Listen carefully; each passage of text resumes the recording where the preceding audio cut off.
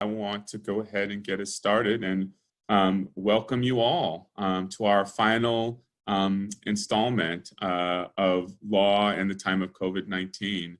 I want to take this opportunity to first thank Professor Zeide and Schumacher for putting together an absolutely incredible class, one that was timely, thoughtful, provocative, and helped us, I think, to process lots of important connections between law and various elements of managing a worldwide pandemic. And so today's panel is no less exciting than any of the others we've had in the series.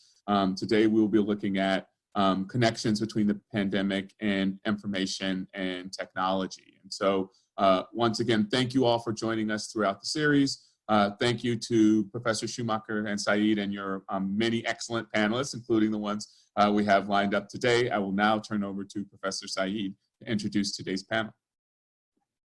Thank you, Dean Barnes. And we'd be remiss if we didn't thank Mary Wisner, the librarian who's been doing a terrific job maintaining a website for this class that's accessible to the public and tracking and just adding all sorts of wonderful resources. So thank you, Mary.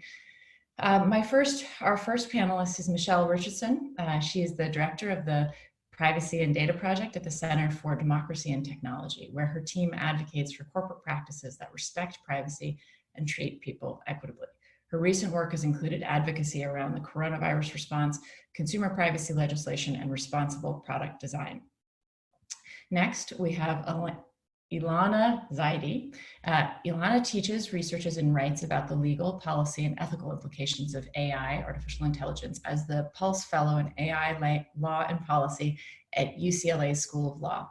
Her work focuses on how new learning, hiring, and workplace technologies impact privacy, education, and access to opportunity. Lastly, we have Ryan Calo, our colleague here at UW Law. He's a law professor at the University of Washington and co-founder of the Tech Policy Lab and Center for an Informed Public. He recently testified before the Senate Commerce Committee on the role of tech and information in combating COVID-19. And I believe Michelle was also one of the people who testified, so we're really delighted to have you both. Ryan also authored a critical essay for the Brookings Institute on automated contact tracing. These three are experts in their fields, and we're so glad to have them with us. Thank you. Ryan, I'm going to begin by turning to you to ask you about the role that technology should play in, if any, in this pandemic. Right. Well, thanks a lot. And let me just echo Dean Barnes in saying that this has been a really fabulous thing that you have all put together in relatively short period of time, and bringing in folks from all over the country to shed light on these issues. So I really appreciate it on behalf of our community too.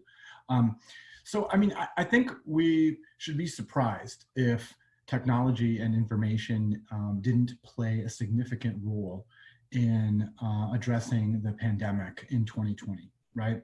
But of course, technology has a very broad definition, everything from rapid testing to even some of the techniques that are used to keep people safe, much less all of the modeling that we're doing with statistics and artificial intelligence to try to make predictions about whether there's hospital resource capacity and the like, right? All the medical interventions, the rapidity with which we're trying to create a vaccine, all of this is technology. And so we should be surprised if technology didn't have a great role. On the other hand, we should be equally surprised if technology were somehow capable of getting us out of this Hobson's choice we face between social distancing, where we have to stay away from one another at great social and economic and other peril, and risking being infected out in the world. I mean, it would be awesome if you could create technology that did that for us. But short of a vaccine, and even then, there really is no such technology available. So I think we find ourselves in a position where we know technology and information will have a role, and yet at the same time, we should be very, very suspicious when someone claims that there's a silver bullet. Thanks, that makes sense. Michelle, turning to you, right now we've seen that Bluetooth contact tracing has received a lot of attention from media, academics, and privacy advocates. But we know that there are a range of other tracking technologies and apps out there. What are you seeing kind of on the ground from your perspective, and what should we expect to see? Sure, thank you. Yeah, one of the most popular things being discussed right now is the Bluetooth proximity tracking. Will theoretically let you know when you come into contact with someone who has been diagnosed of having COVID. But that's just the tip of the iceberg. We've seen that some of the apps that have already been rolled out in the Dakotas and Utah collect more information than that, and really traditional location information that comes off the GPS on your phone, or maybe the Wi-Fi networks that you use. And some of them are reportedly asking for access to phone contacts too. So people that maybe you might not have physically come into contact with, but know. And as they develop, we'll see if people want to play in that Apple, Google space that is very limited to Bluetooth tracking, or if they're going to go ahead and build apps that are more inclusive and therefore include more risk. But we also see things like symptom tracking, right? Some of this is very simple. You go to a website or go to an app and answer questions. And there are questions about, who has access to that data, if anybody, right? And how it can be used in the future. And this is evolving into things like using drones and connected thermometers, or taking someone's temperature from across the room. And I think we're going to see more and more proposals for trying to figure out who's sick and who's not, right? Especially in creative ways where you are either trying to look at people who are out in public or coming to a work site, or maybe even processing their data behind the scenes. And I think that's maybe the next area that we'll see that's invisible to us now, but hopefully will be caught by researchers or the media as it happens. But they can make big presumptions about you depending on what you're Googling, what you're buying, right? I'm sure someone is looking at who's buying up all the cough syrup, right? Or who keeps going back to the same symptom tracker site every day, and how's that going to be used, right? It happens in the background, we don't know about it, and we want to make sure that that data isn't used eventually to disadvantage people, whether it's health insurance rates or who's brought back off of furlough or things like that. It's really hard to see in the future, right, with all of this data in the background. And I think people are very creative, so we should expect any data that is out there will be used for this purpose. That's really helpful, thanks. And so it sounds like there's symptom tracking, there's other sorts of data tracking, there's exposure notification, which is, I guess, even a little bit of a different phenomenon. So a whole range of things that we can be kind of talking about as we assess the impact of technology. And that's all when we're in the space of collecting information. Turning to you, Elana, we here in the educational space are pretty familiar with Zoom. Whether or not we're getting better at it, we're certainly familiar with it. And that's pretty different, right? We're collecting information, we're also broadcasting a lot of information. And it seemed to spring up almost out of nowhere for many institutions anyway, that's how it felt. Can you tell us about what you see, what you observe in Zoom and perhaps some of the other educational tech platforms and tools? Sure. So Zoom has been traditionally an enterprise program that's basically oriented more towards business clients than educational clients, and certainly hasn't been aimed towards individuals who have user accounts, so students or parents or people using it for personal communications. And as a result, like many technologies that haven't been explicitly designed for educational use, they really weren't prepared for both the sort of scale of people trying to use the services, but more importantly, a lot of the security issues and privacy issues that come with sort of mass use, mass attention, and the explicit privacy concerns and regulations in the education space. So anywhere you have students, you'll have students trying to do funny / horrific things. So you've probably heard of Zoom bombing, which can range from the very mild to the very horrific, people taking control of a meeting and interjecting whatever they want, funny, hateful, a whole range of things into it. And part of that was because Zoom had not really done a threat assessment. They had not thought about who might want to use the tools, how permissions are in terms of who can join meetings, forwarding links, a whole host of things. And they were pretty slow on the uptake. For a while there, they just kind of said, not our fault, scale, it's not a great excuse at this stage of the game. They are starting to respond more. They've recently bought an end-to-end encryption company, and they're facing several lawsuits about sharing information with Facebook, about being deceptive about their encryption practices, a whole host of things, and we'll see what happens from that. But they're getting better. Some of the other players that were more used to meeting a variety of different needs are perhaps sort of haven't had the scandals of Zoom, but they may not be as user-friendly. So those might be Google Meet, Microsoft Teams, WebEx, BlueJeans. And for each of these, it's very hard to say which is better than anything else because so much depends on the default controls of the system, which are usually controlled by the school administrator and occasionally by the specific professor or host of the meeting. Companies like Zoom are getting smarter, and they recently, so New York City had stopped using Zoom, or told its teachers to stop using Zoom because they were concerned about privacy. But in the past week, they've switched back on because they've come to an arrangement with Zoom where Zoom has set up certain protections by default. And I think we're going to be seeing much more of that where, the onus is not on the individual user to really have to navigate a complex system. But, another thing with the shift to remote learning is it's really accelerating a trend that people have predicted for a long time, move to online learning. But it's important to emphasize that this isn't what online learning could be, or virtual learning could be. This is an ad hoc makeshift connection. And one question that has been out there for a lot of people is, how do you address students with different technologies at home and different needs? And one way that is important is perhaps even to reduce reliance on systems like Zoom or teleconferencing systems. Even though we're using it here, it's wonderful, particularly for sort of a broadcast like this. A lot of times I encourage people to adopt asynchronous learning. We're very used to synchronous learning, the back and forth as being the paradigm for how we do education. But in some cases, having asynchronous learning, so pre-recorded classes, things that students do them independently online, can also be a way to reduce the bandwidth students might need to use, and also the potential to have to rely on these tools that still have their bugs and faults, and like any technologies. Elana, sticking with you, so you outlined a few of the concerns and problems that Zoom had in rolling out, Zoom bombing and the like. What things should we be looking out for in the future, and what concerns do you have with Zoom or Teams or any of the other platforms that you talked about? So one of the interesting things is how they're tracking users. So what I've just talked about is a lot of security and sort of technical legal privacy concerns, but more subtly, things that aren't probably, that are probably legally compliant, but perhaps privacy challenging, are the kind of things that the different apps record while on the site.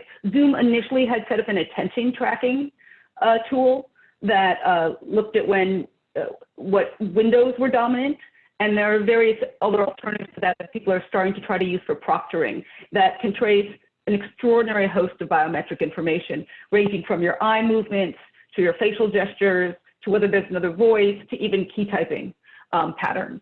And this is designed to prevent students from cheating. But like any algorithm, they're based on certain norms, and they're not really adaptable towards, per se, a situation where a young child might walk into a room and the app might construe that as a suspicious activity that would be cheating. So I think that's going to be something to look out for. And one interesting part of the Zoom agreement, Zoom has posted recently, and I hope they're seeing to it, they're saying they're actually not going to retain the information, or at least some accounts for longer than 30 days. I think both sort of looking at what's happening algorithmically and being collected minutely within these systems, and looking at the retention limits is the next stage of the game.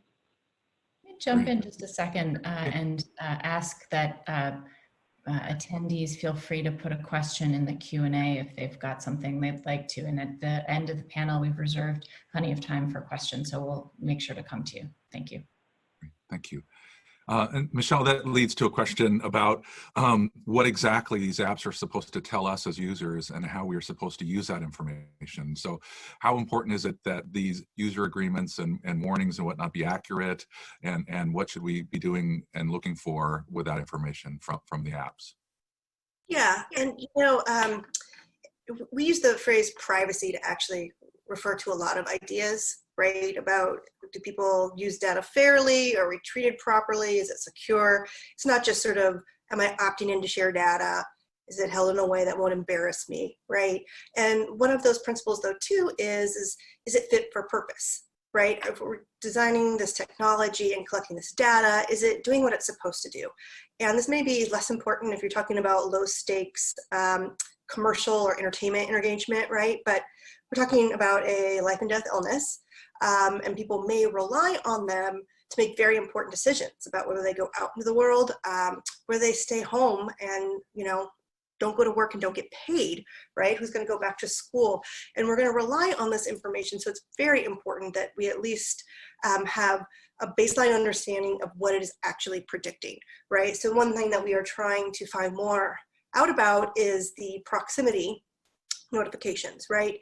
Are these going to be over and under inclusive in a way that it's almost like a crapshoot of whether you're actually being exposed and whether that ping you're going to get back from the system is actually telling you anything meaningful, right? And I don't think anybody can actually say now is this more or less accurate than just randomly emailing people and saying, now it's your turn to stay home for 2 weeks, right? There's going to be people out in the world who are asymptomatic or they're not able to get tests, or they don't share that they're sick, right? And still keep going out. And so those are going to be your false negatives. And you're going to get false positives too, right? They're going to be people who come into your sphere, but you're not having an engagement with them that actually results in you getting sick. Or maybe you're actually already been sick, right? And you didn't know it at the time. So as we go forward, we need to make sure that these things actually reflect what they say they do, both just from the, you know, moral standpoint and the effectiveness standpoint of we do want people to get back to school and work and rebuild their social connections, right? But we don't want to make things worse by giving people bad information and inviting them to rely on things that aren't accurate. But I mean, also as a legal matter, right? I've seen some of these claims out there. We will tell you if you come into contact with someone who's sick.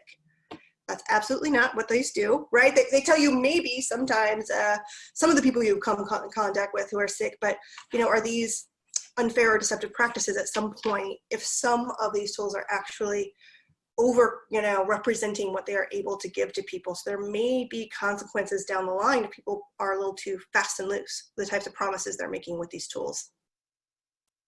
That's fascinating. Thank you. So Ryan, what are the most responsible and irresponsible use cases you've seen so far? Gosh, so first of all, I do want to say that while contact tracing apps or exposure notification comes from a good place, I think, people really trying to help. For some of the reasons that Michelle has already gone into, coupled with the potentially massive reach of these apps, put them in a category on their own in terms of what might be dangerous, in my view, right? So the sheer scale of it, and the fact that you're supposed to like rely on them, as Michelle has already alluded to sort of keep you safe. And they have names like Safe Path and COVID Safe. I mean, even the very name of it reminds me of like the tort cases against Safety Clean, you know, which was not totally safe, but it was called Safety Clean. And even though they had a big warning on it, you know, people would get the fumes and get hurt. So that's a big category. But they're not the worst ideas I've seen out there. I mean, there are some very, very bad ideas. I am writing a paper with Kristen Thomason who's a Canadian scholar at Windsor, and she and I were supposed to be writing this paper that was about like the way you could use dystopia as a method for testing the adequacy of privacy law in Canada and the United States. And we came up with all these like really dystopian scenarios, and nearly every one of them has been proposed, such that we've had to change our article. I'm not kidding. We had to change our article, and now the article says, look at all the things that people have actually proposed or rolled out. Let's use this as our baseline for testing the adequacy of certain privacy doctrines. So one of the worst is the idea of using drones to detect whether people have fevers.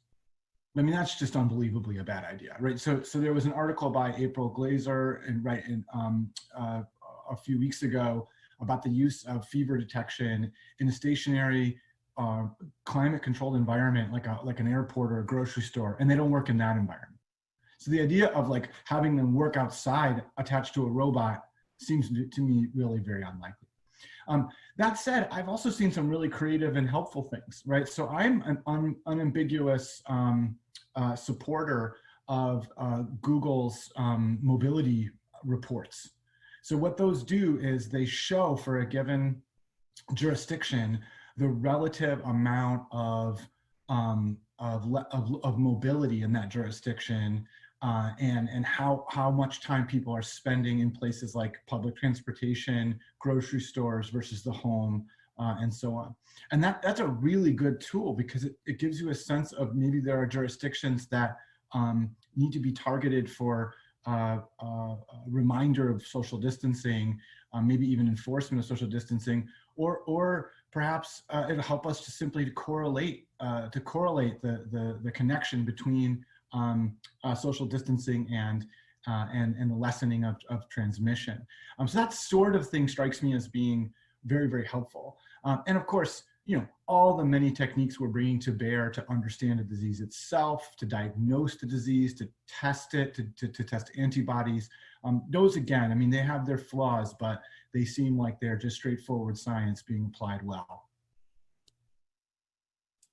Great, thank you. So Ryan, are the trade-offs to privacy and civil liberties inevitable? You talked about the Hobson's choice. So are the trade-offs to privacy and civil liberties inevitable under these circumstances? And if not, how can they be mitigated? So I think Can I add a PS question to that? Yeah. If you don't mind. So you just said something really powerful, which is the sheer scale of this is so massive. And yet one of our students, Peter Barber, in class asked, how does it work if we don't work on this kind of scale, right? We know that these sorts of apps wouldn't work for sure if it only surveyed, a quarter of the population or something. So I'm just adding a student question onto your original question, if you don't mind. Yeah, let me take that one first then, if I may. So it's true that for contact tracing for exposure notification, for sometimes called digital or automated contact tracing, for that to work, there would have to be enormous uptake of it, right? You're talking about 60% of the population would have to have these things active for it really even plausibly to work. But that high level of adoption doesn't address the problems that Michelle referred to. It doesn't make asymptomatic carriers any more likely to generate false negatives, right? I mean, so I guess what I'm trying to say is that many jurisdictions are exploring this stuff, and some of them are rolling them right out. Like North Dakota has rolled out this app. Michelle referenced that as well. They had to put the brakes on it because it was doing things like notifying you of a contact that was 2 blocks away from you.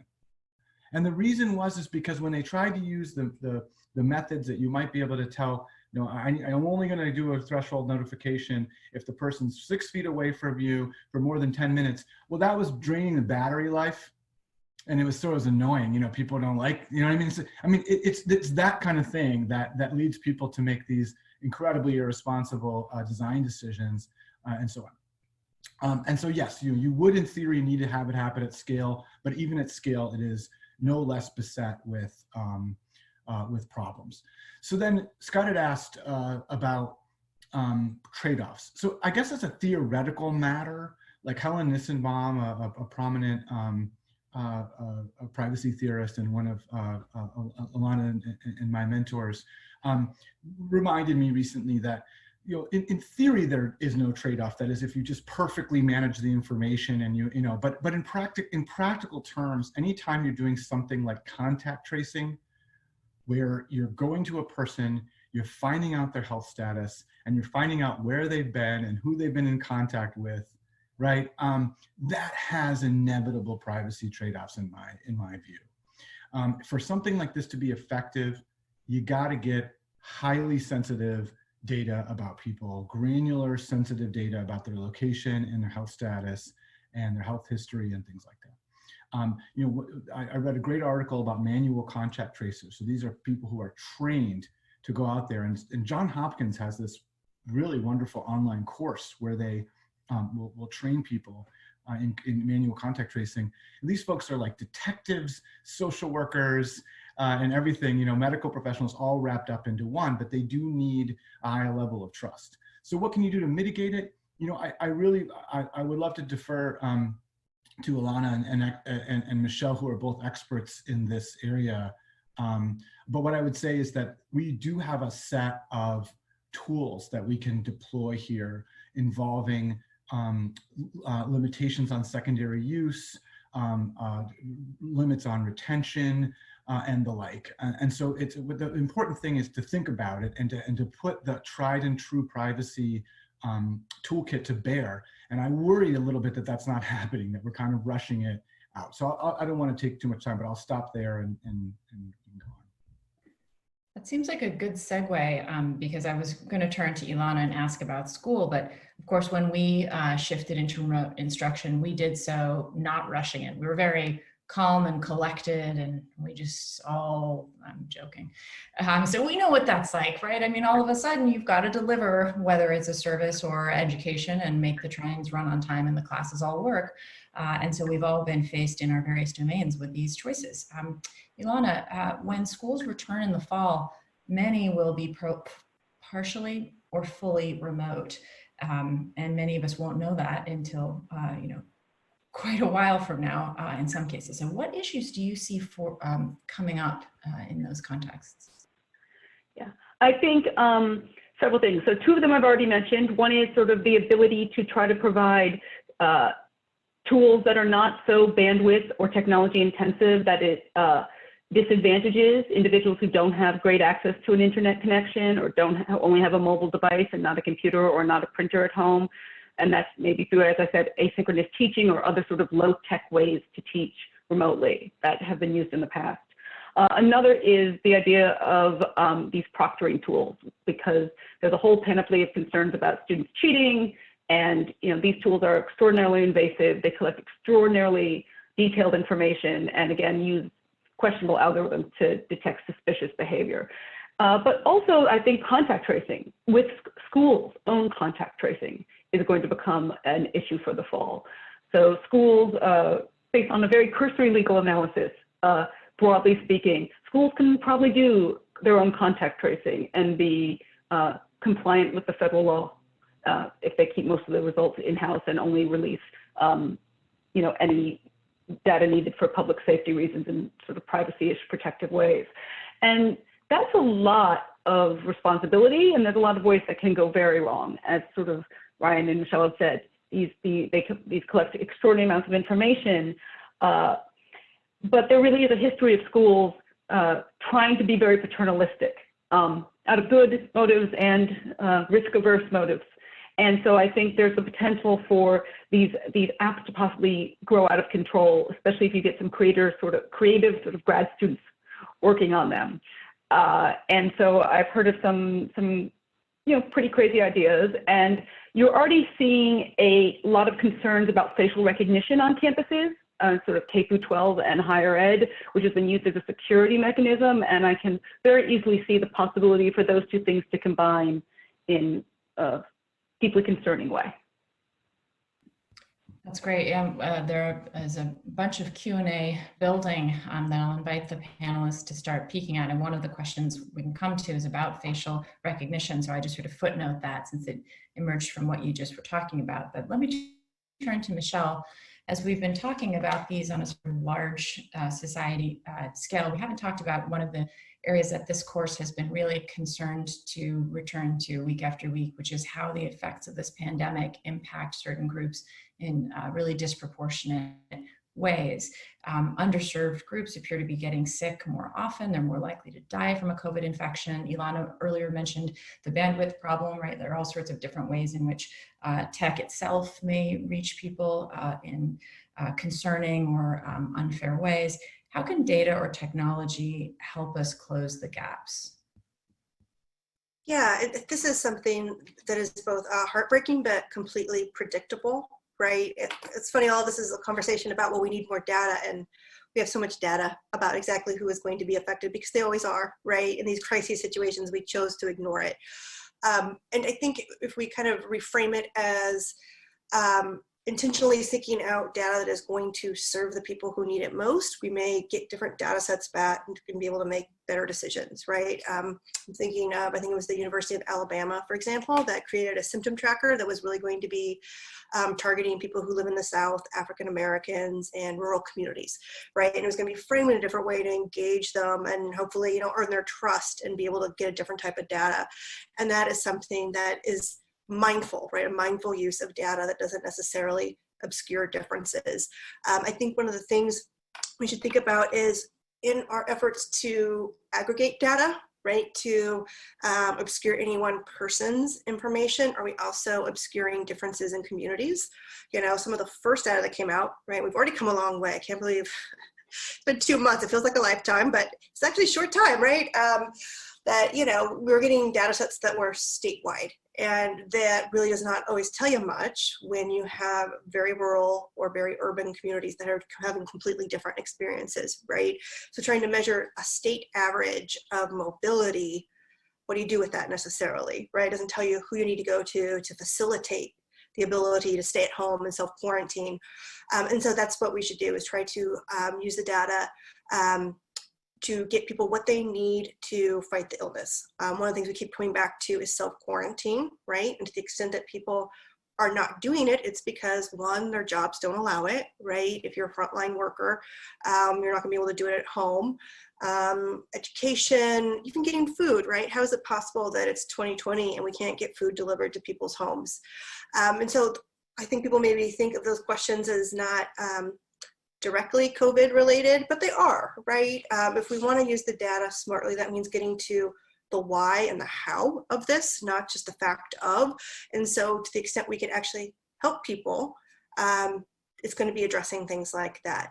But we're very happy to see that there is more media attention to the disparities, and this has been flagged now for both state and federal officials. But then the question becomes, right, sort of the folks who are actually collecting and using the data, are they also going to make a course correction and start thinking more specifically about how they can serve these communities? So one of the questions in the chat, sorry, Ryan, did you have something? Go ahead. I just wanted to yeah, Ryan, go ahead. Yeah, Yeah, I mean, I think it's important just to quickly interject that sometimes the problem is data, and sometimes the problem is not data at all, but political will, right? So as Michelle's saying, like, you know, we now that we didn't have granular data at some point, right? And when we do, the hope is that we'll use it in service of responding to these things. But if there isn't the political will, you can have as many sensors and as much artificial intelligence and as much data as you can imagine. And if people are not willing to distribute those resources or to bring or to help people or to stop the discrimination, it doesn't stop. Great, thank you for that. A question from the Q&A is, now that companies and apps are gathering all this data, what are the standards and laws guiding companies that have that to protect the data and the privacy of their employees or users, and what are the remedies of people that feel aggrieved?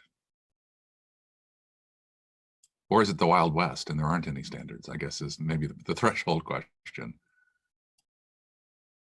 Well, I'll go first, because this is my baby. Railing on, you know, the fact that we don't have a comprehensive privacy law in this country, and how great would it have been that we could meet this moment with more clarity about what's appropriate or not, right? And that people would feel more comfortable participating with this technology if they knew that there were more protections on it, right?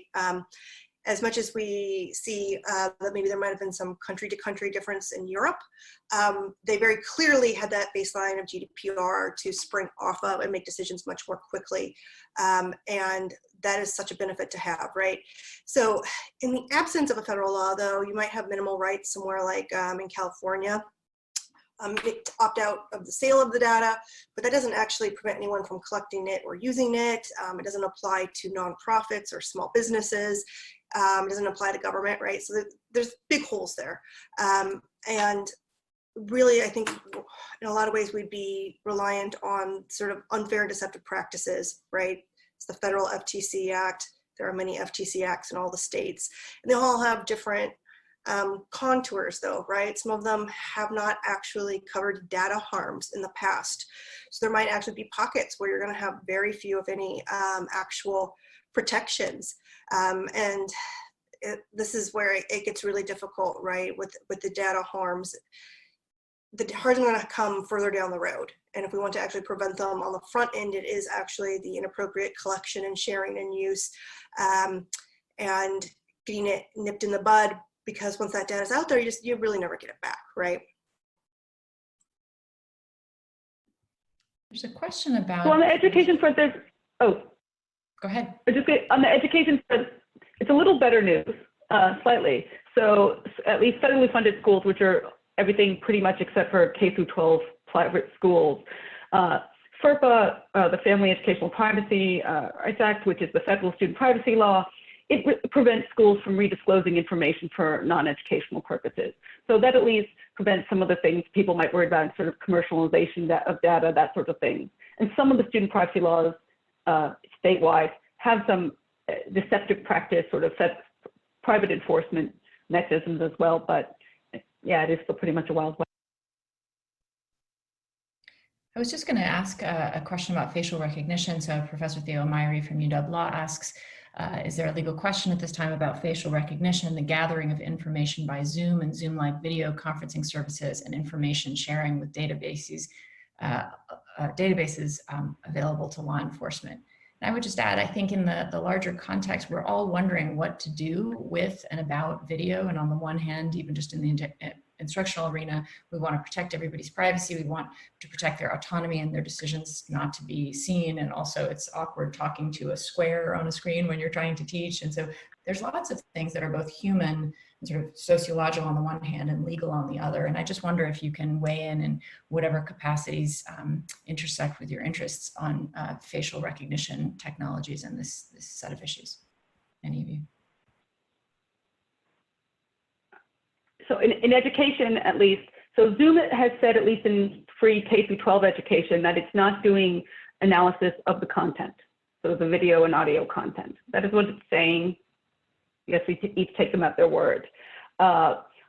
In terms of other like services, you know, for schools do have different policies. I don't know about I'd say the conferencing tools in particular, but just in general in terms of facial recognition in school, a lot of what they share with law enforcement is really done on a district by district at the lower education levels and a school by school at the higher education level. You know, there are exceptions that allow schools to share things with law enforcement without getting parental permission, and it's highly controversial, but it's also a very, very localized issue. Michelle, to you, Professor Dana, you mentioned the GDPR. Professor Dana Robrowski asks whether the GDPR addresses some of the data privacy issues, at least with regards to some of the large companies. So are the folks in Europe better off than us having GDPR been adopted by the EU? You know, that is such an interesting question, right? I hope we're all collecting data so we can compare after the fact the different types of tools and rollout that we saw.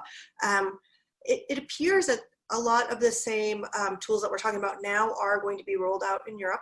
And so there's not going to be, for example, a categorical ban on contact tracing, right? Or symptom tracking. Or even in the workplace, right? Allowing employers to ask some questions to try to gauge who should be able to come back into the building. And I think what you might see though is that because of the sort of rules that were put out on the front end, it will direct the development of products in a way that is more constructive, right? People know what they're aiming for, what might be prohibited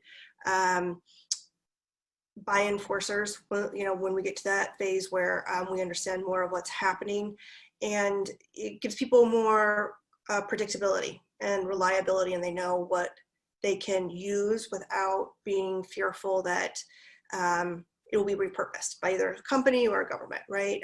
I'll be really interested to see, and I'm sure there are a lot of things just beyond GDPR that are cultural, but you know, if in a few months we can look back and see if there was higher uptake in some of these tools to here in the US, and if we were going to be able to trace some of that back to them having a baseline privacy law.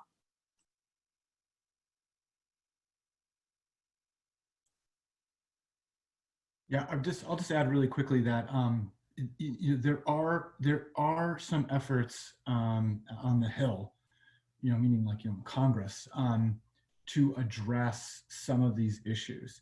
And I could not agree more with Michelle, what she said earlier about it would have been nice to go into this, with a set of sober, eyed and clear protections. But just today, for example, senators, I want to say it was Warner and is it Warner and Blumenthal? Let me look that up.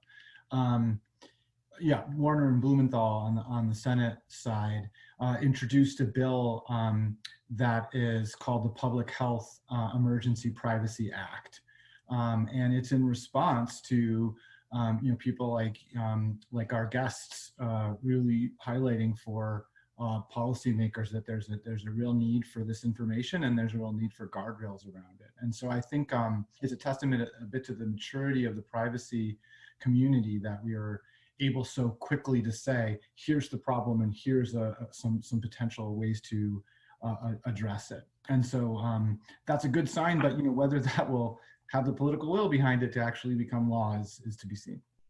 Right, and let me also say, I think one thing that will be interesting to see here too is, the European approach is more holistic and it judges companies about how they collect and use data above and beyond notice and consent, right? Here in the US, we usually put all of the weight on this question of, well, did you tell people? Did they agree to it?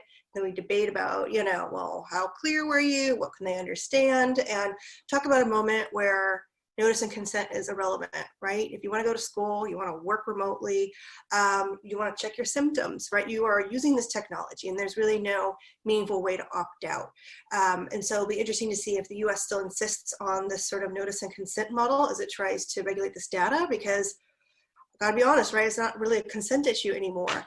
And we need to focus more on corporate behavior. Are they behaving responsibly with the data? What systemic behavior do we expect from them, right? And it'll be interesting to see if they treat sort of their US users differently from their European ones, where there's more of that thought about corporate responsibility beyond what you can, sneak into terms of service. As I'm listening to, I'm thinking increasingly that maybe corporate responsibility, social responsibility, and the private sector may need to be involved when the political will seems so divided, right? As soon as the two big tech companies announced this exposure notification initiative, right? A number of Republicans went on the record saying they would refuse to download the app. And whatever you think of the app, or Republicans or Democrats, right? The fact that there might be a political position sort of staked in taking a stance against one set or another of protections or technology measures suggests that it is a political problem. And I just wonder if this is a gotcha question because we haven't prepared thoughts on this, but if any of you have thoughts about the intersection of the political dimensions of this question and the election ahead, and thoughts about where privacy tracking technologies may have some opportunities or limitations as we think ahead to the election. And you're welcome to say, I plead the fifth in the totally wrong legal context, because I'm springing this on you. I mean, oh, Michelle, I see you're unmuting, please. I was just going to say, to my continual, eternal disappointment, privacy is not an election issue. And, real kitchen table issues are what carry the day.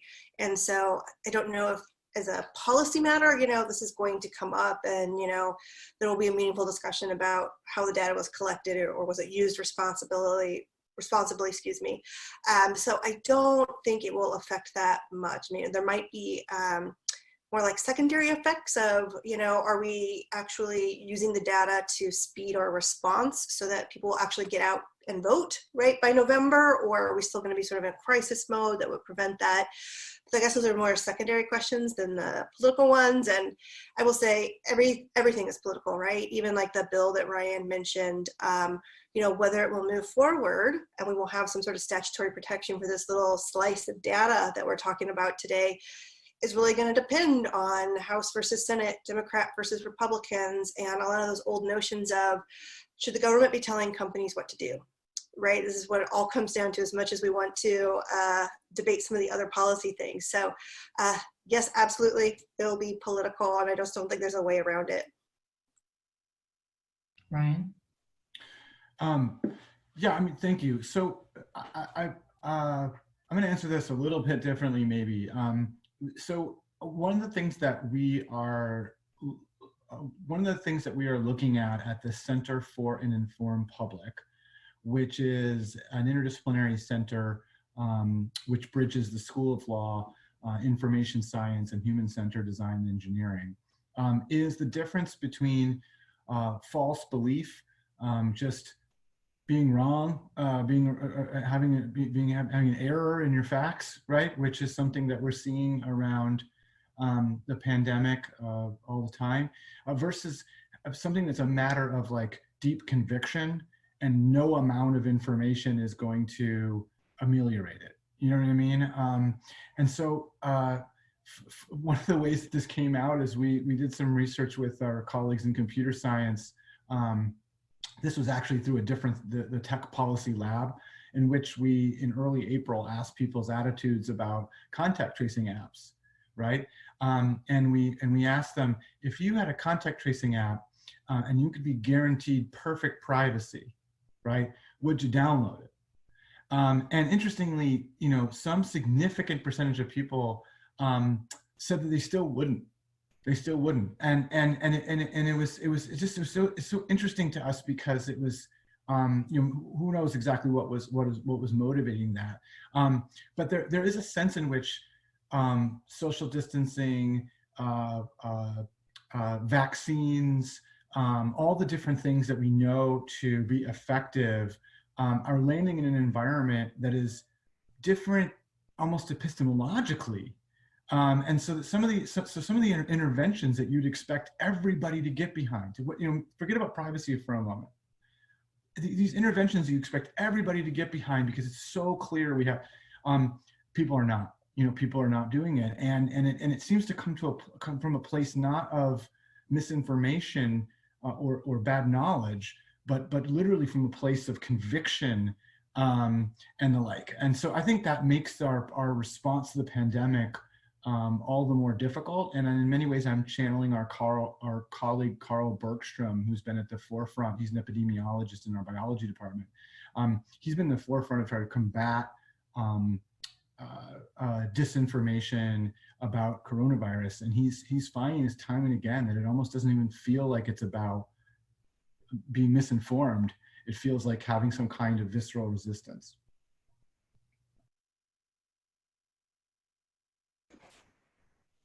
Thank you. Any last thoughts? We've got just a couple of minutes left. Yeah, Elana. So one perhaps slightly more hopeful note to end on is that I do think that media and public uproar does have some motivating factors when it comes to privacy. So Zoom, I think, is actually a great example of that, where enough threats, enough people who might be threatening to leave the platform, you know, that may not be possible, for example, something like a contact tracing app or things that are required, but at least to some degree, a little bit of uproar and pocketbook worries might impact the corporate actors, if politics won't. Thank you. Well, I think that it's maybe time for us to wrap up, and then those of us going on to the course separate Zoom link for course participants only will meet there. But please join me in thanking our terrific 3 panelists for a fascinating conversation. We learned a lot, and it was a fitting way to end this series of 6 public-facing webinars for a Law in the Time of COVID-19 class. It's been a real pleasure for us.